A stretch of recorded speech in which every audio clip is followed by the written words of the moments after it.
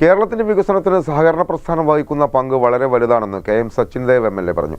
സംസ്ഥാന സർക്കാർ സഹകരണ വകുപ്പിൽ നിന്നും അത്തോളി സഹകരണ ആശുപത്രിയിൽ ലഭിച്ച പുരസ്കാരത്തിന് പൗരാവലി നൽകിയ അനുമോദന ചടങ്ങ് ഉദ്ഘാടനം ചെയ്ത് സംസാരിക്കുകയായിരുന്നു സച്ചിൻ ദേവ്. സാധാരണക്കാരുടെ ആശ്രയ കേന്ദ്രമാണ് സഹകരണ സ്ഥാപനങ്ങൾ. അത് ധനപരിപാലനമായാലും ആരോഗ്യ മേഖലയായാലും എല്ലാ നിലയിലും ഭദ്രത ഉറപ്പുവരുത്തുന്ന അനുഭവമാണ് സഹകരണ പ്രസ്ഥാനങ്ങളിൽ നിന്നും നമുക്ക് ലഭിക്കുന്നതെന്നും അദ്ദേഹം കൂട്ടിച്ചേർത്തു. വളരെ സാധാരണക്കാരായ ജനവിഭാഗങ്ങളാണ് പൊതുവെ സഹകരണ പ്രസ്ഥാനങ്ങളിൽ ആശ്രയിച്ച് വിശ്വാസം അർപ്പിച്ച് മുന്നോട്ട് പോകാറുള്ളത്.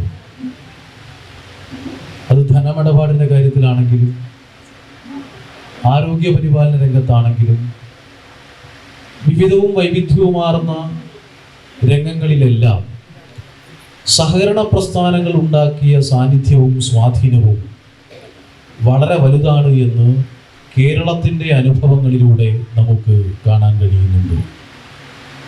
കേരളത്തിൻ്റെ ഓരോ വികസനത്തിലും സഹകരണ പ്രസ്ഥാനം വഹിക്കുന്ന പങ്ക് വലുതാണ്.